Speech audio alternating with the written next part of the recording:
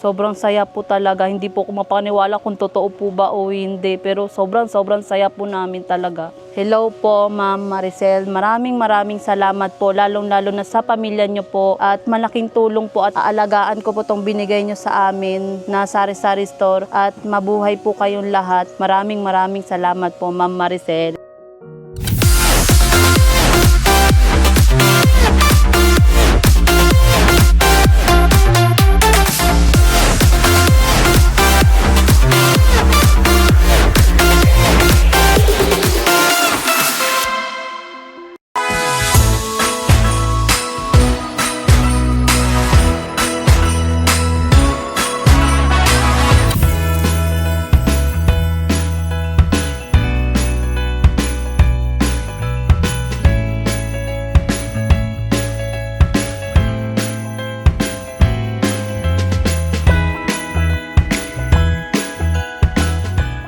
Ako po si Ronaldine Bihar, 23 years old, taga-Anabuan, si Imus, Cavite. Ang ginagawa ko po sa pang-araw-araw, nagbabantay po ng mga anak ko, tapos hinahatid sundo ko po yung panganay kong anak. Ang panganay ko po ay 5 years old, ang pangalawa ko pong anak ay 2 years old po. Ang trabaho po ng aking mister ay construction po. Okay naman po yung buhay namin, kaso minsan po talagang kapos talaga po. Kasi ang construction po minsan po kasi wala po, lalo na kapag naulan po, wala pong pasok. Siyempre yung anak ko nagagatas pa, yung panganay ko nag-aaral siya, minsan may binabayaran sa school, tapos pang baon niya, pang araw-araw ng pamasahe po balikan. Minsan ano po kasi kami kapag kulang po talaga. Ang hiram po kami sa kapitbahay, lalo na po kapag yung siyempre yung gatas po, ang bilis talaga maubos. Minsan po pinagkakasya ko nga yung gatas ng anak ko na, lalo na pag nung newborn po talaga yan, hirap na hirap kami kung saan po kami nang ngutang sa tindahan para mabili lang po ng gatas ng anak ko po. Minsan po yung asawa ko, nagpapalit po siya ng LCD ng cellphone po. Yung talagang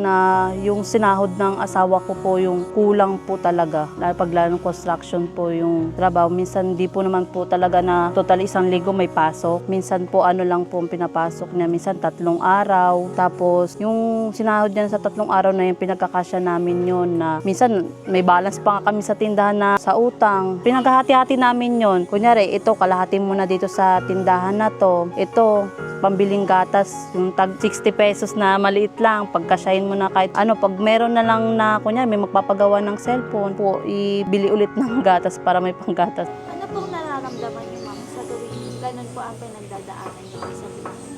Sobrang hirap mo kasi wala kaming maaasahan na pag kunyari na wala siyang trabaho, kasi po minsan di man permanent ang trabaho niya, wala kaming maasahan na saan kami hiram ng gento, saan kami kukuha ng pambiling gatas at bigas, pampers. Ang message ko po sa asawa ko at sa mga anak ko na pagbutihin namin kung anong binigay sa amin po. Huwag nila pabayaan yung mga sarili nila. Tapos po mag-ingat po sila lagi kung saan man sila po nagtatrabaho, lalo po yung asawa ko, at magsama-sama pa rin kami, gandulo po. Huwag pong sumuko, laban lang po talaga. Ganyan naman po talaga ang buhay Talagang sa una, hirap po talaga. Kung pagsisikapan, talagang maayos ang pamilya po. Ano po yung nagtulak sa inyo, ma'am, na sumali po dito sa Hawat Challenge? Sari-sari store po ni Maricel. Kasi matagal na akong sa kanya na lagi ko siyang pinapanood. Tapos nagulat ako na itry ko kaya tong malay mo. Sabi ko, malay mo, mapalad ako, mapili ako sa Paco Challenge Grocery, sabi kong gano'n. Tinry ko po siya para kahit paano, kung mapili man po ako, may pandagdag po ako sa mga gastusin po namin sa pang-araw-araw. Sobrang saya po talaga. Hindi po ako mapaniwala kung totoo po ba o hindi. Pero sobrang saya po namin talaga. Ano po yung plano po ninyo sa napanalunan niyo po, which is ito pong sari-sari store? Ang plano ko po sa sari-sari store na yan, pag-aalagaan ko po yan para hanggang tumagal po, hanggang para may pagkukuhanan po kami. Hello po, Ma'am Maricel. Maraming salamat po, lalong-lalo na sa pamilya nyo po, at malaking tulong po at aalagaan ko po itong binigay nyo sa amin na sari-sari store, at mabuhay po kayong lahat. Maraming salamat po, Ma'am Maricel.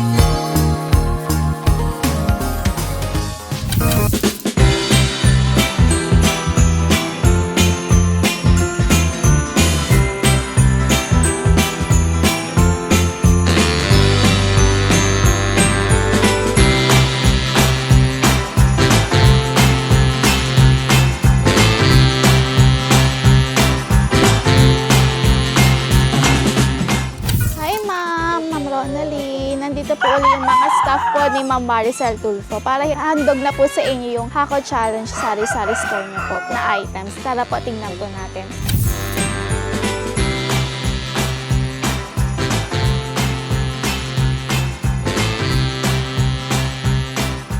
Sobrang saya ko po na napili po ako ni Ma'am Maricel. Hindi ko po expect na napili niya po ako sa bigay niyang sari-sari store. At maraming salamat din po kay Ma'am Maricel. Pang-alagaan ko po ito para po sa amin.